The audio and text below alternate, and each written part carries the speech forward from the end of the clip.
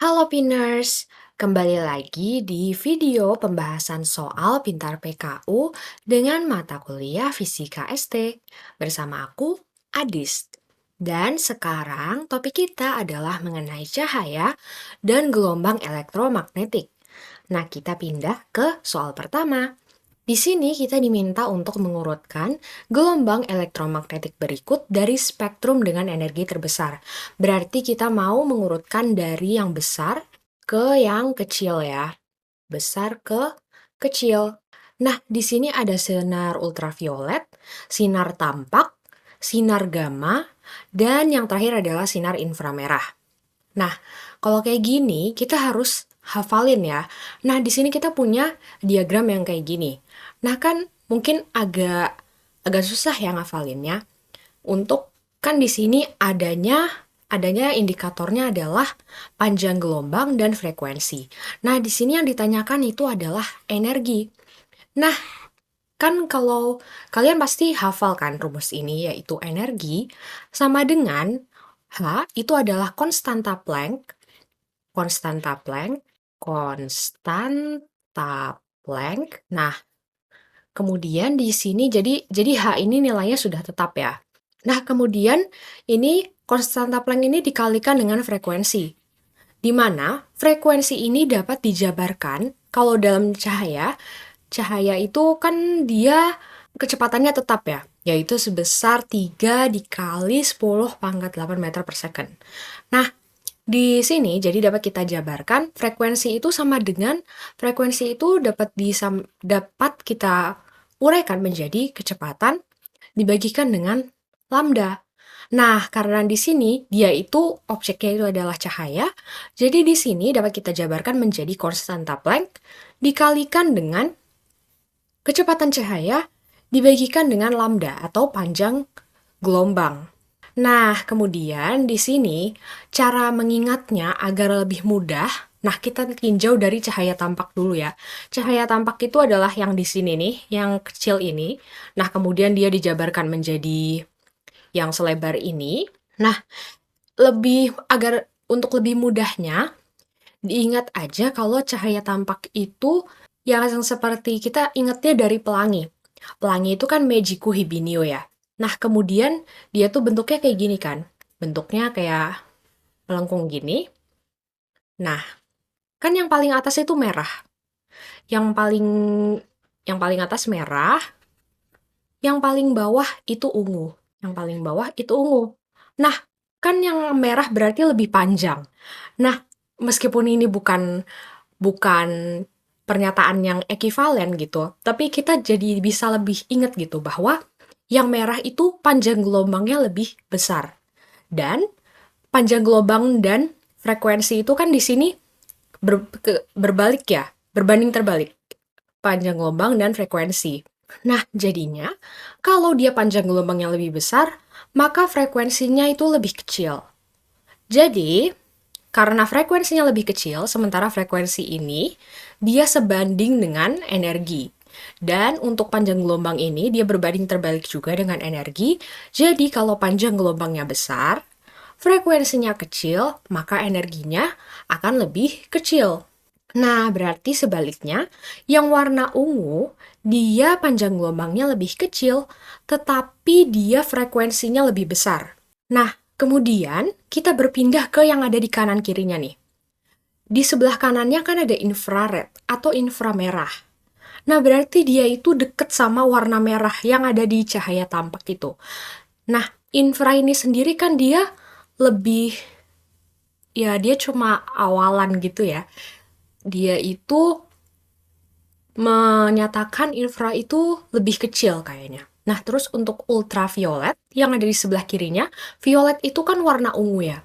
Violet itu warna ungu. Nah, jadi dapat kita ingat bahwa ultraviolet itu letaknya dekat dengan warna ungu pada spektrum cahaya tampak.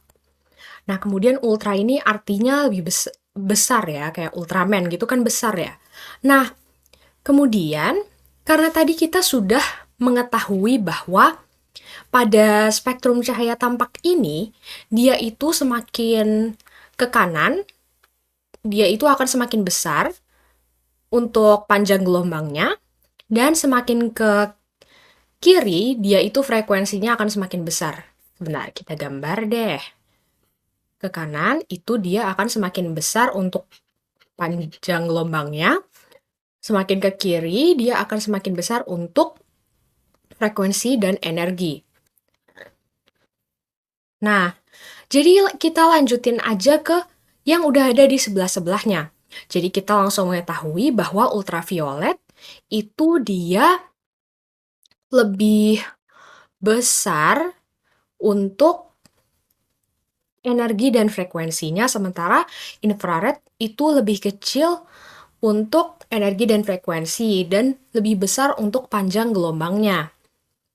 Nah, kemudian untuk yang lainnya yang ada di sebelah-sebelahnya nih, microwave, radio, untuk X-ray dan gamma ray. Nah, jadi kalau suatu gelombang elektromagnetik memiliki energi dan frekuensi yang semakin besar, ya dia itu akan, kalau dia energinya semakin besar itu kan dia kemungkinan dapat menjadi semakin berbahaya ya. Nah, di sini kita lihat bahwa ada X-ray dan ada gamma ray. X-ray ini kalau kita sering kita dengar ya, dia itu dapat digunakan untuk melihat struktur tulang manusia gitu. Kalau mendeteksi adakah kerusakan atau tidak. Nah, kan berarti kalau dia dapat menembus gitu, dia energinya besar kan. Nah, jadi di sini ya kita dapat mengingat bahwa dia itu lebih kuat daripada sinar ultraviolet. Nah, kalau ultraviolet itu kita mungkin sering dengar juga kalau dia itu dapat menyebabkan kanker kulit. Nah, jadi kita ingatnya dia nyampenya di kulit aja gitu. Sementara untuk X-ray, dia itu dapat menembus daging juga. Jadi dia itu dapat sehingga dia dapat mendeteksi kerusakan pada tulang manusia. Nah, kemudian selanjutnya ada gamma. Gamma itu kan tulisannya kayak gini ya. Nah, dia itu dapat digunakan sebagai dia itu lebih kuat lagi daripada X-ray. Dia itu dapat digunakan untuk terapi lesi atau kanker. Nah, jadi kan dia berarti dapat merusak sel. Nah, jadi kalau X-ray dia cuma menembus cuma buat ngelihat kerusakan tulang. Nah, kalau gamma ray ini kalau sinar gamma ini dia dapat merusak sel. Nah, jadi meskipun dia dapat digunakan dalam terapi kanker, dia tetap harus digunakan dengan sangat berhati-hati. Nah, jadi di sini X-ray dan gamma ray itu lebih besar frekuensi dan energinya. Nah, mungkin kalian ingat aja di sini X itu kan X dan gamma itu hurufnya kayak gini kan, huruf Yunaninya kayak huruf Y gitu. Jadi mungkin bisa diingat kalau mau lebih gampangnya, X dan Y itu kan terakhir-terakhir ya kalau di alfabet. Nah, jadi bisa inget tuh sebelum Y ada X, sebelum Y yang bentuknya mirip gamma itu ada X, dan mereka itu semakin besar energi dan frekuensinya. Nah, kemudian untuk yang sebelumnya, sebelum infrared, yang memiliki panjang gelombang lebih besar dan juga frekuensi dan energi yang lebih kecil, ada microwave. Microwave ini berarti gelombang mikro ya. Microwave ini dapat kita gunakan untuk memasak makanan ya, bukan memasak sih. Ngapain ya? Ya semacam memasak makanan ya, tapi dia itu menggunakan gelombang mikro. Nah, jadi dia itu efeknya lebih kecil daripada cahaya tampak. Nah, tapi di sini dia itu efeknya lebih besar daripada daripada gelombang radio. Jadi, kalau gelombang radio itu ya kan hanya kita dengar saja kan. Nah, jadi dapat kita ingat bahwa yang paling kecil dari diagram ini, yang paling kecil frekuensi dan energinya itu adalah gelombang radio, kemudian microwave yang dapat menghangatkan atau memasak makanan, kemudian ada inframerah, kemudian habis itu baru cahaya tampak, karena inframerah ini infra itu lebih kecil, red itu merah, Berarti lebih kecil frekuensi atau energinya daripada warna merah gitu. Sedangkan warna merah itu terletaknya di spektrum cahaya tampak. Nah, kemudian setelah itu ada cahaya tampak yang Meiji Kuhibinyu. Kemudian kita lanjut ke ultraviolet yang dapat menyebabkan kanker kulit. Nah, kemudian selanjutnya adalah X-ray yang dapat mendeteksi kerusakan pada tulang. Dan yang terakhir adalah sinar gamma yang dapat melakukan terapi pada sel kanker, dapat membunuh sel kanker. Nah, jadi karena di sini kita diminta untuk mengurutkan dari spektrum yang memiliki energi terbesar, jadinya kita urutkan dari yang paling besar itu kan berarti sinar gamma ya. Sinar gamma berarti 3. Kita lanjutkan dengan sinar ultraviolet, yaitu 1. Kemudian ada sinar tampak, yaitu 2. Dan yang terakhir adalah sinar inframerah, yaitu 4. Nah, oke, kita lanjut ke soal selanjutnya. Di sini ditanyakan mana gelombang elektromagnetik yang dapat dimanfaatkan untuk terapi kanker. Nah, di sini pilihannya adalah sinar X, sinar inframerah, sinar gamma, dan sinar ultraviolet. Nah, jadi kita tinjau satu per satu pilihan jawabannya. Mulai dari sinar X, dia itu dapat digunakan untuk melihat struktur tulang makhluk hidup. Kemudian untuk sinar inframerah, itu dia dapat digunakan sebagai sensor termal. Kemudian untuk sinar gamma, dia itu dapat mengobati lesi atau kanker di otak. Dan yang pilihan D, yaitu sinar ultraviolet, dia itu dapat digunakan untuk uji keaslian perhiasan, peralatan elektronik, dan juga medis. Tetapi, dia itu justru dapat menyebabkan kanker kulit. Jadi dia berlawanan dengan yang diminta pada soal ya. Di mana di sini dia itu meminta yang dapat dimanfaatkan untuk terapi kanker, sementara dia itu dapat menyebabkan kanker kulit. Dia itu berasal dari matahari ya. Jadi kalau di kehidupan sehari-hari kita tidak menggunakan tabir surya. Nah, ini kita dapat terpapar pada potensi untuk mengalami kanker kulit karena dari keberadaan sinar ultraviolet dari matahari itu. Jadi jangan lupa untuk menggunakan tabir surya. Nah, jadi dari penjelasan-penjelasan ini dapat langsung kita lihat ya bahwa yang gelombang elektromagnetik yang dapat dimanfaatkan untuk terapi kanker itu adalah sinar gamma. Jadi jawabannya adalah yang C. Kita berlanjut ke soal ketiga. Di sini soalnya adalah dalam percobaan difraksi, sebuah celah yang lebarnya 2 mikrometer disinari oleh cahaya monokromatik yang memiliki panjang gelombang 500 nanometer. Kemudian sebuah layar diletakkan sejauh 3 meter di belakang celah. Kemudian kita ditanyakan berapakah jarak pita terang ketiga dari terang pusat. Nah, jadi di sini kita hendak menggunakan rumus dari difraksi maksimum. Difraksi maksimum itu kan berarti pola terang ya. Pola terang, dan dia menggunakan celah tunggal. Sebenarnya di sini nggak disebutin, tapi ya kita anggap aja bahwa dia celah tunggal ya, karena di sini sebutannya adalah sebuah celah. Jadi dapat kita simpulkan bahwa dia itu merupakan celah tunggal. Nah, rumusnya itu adalah sebagai berikut. D sin theta, di mana D ini adalah lebar dari celahnya. Sin theta itu adalah, tetanya itu adalah sudut yang terbentuk dari difraksinya. Nah, kemudian M itu adalah jumlah ininya. Jadi dia itu terang atau gelap keberapa dari terang pusat. Nah, karena di sini kita menggunakan rumus difraksi pola terang, ya berarti M-nya ini adalah pita terangnya.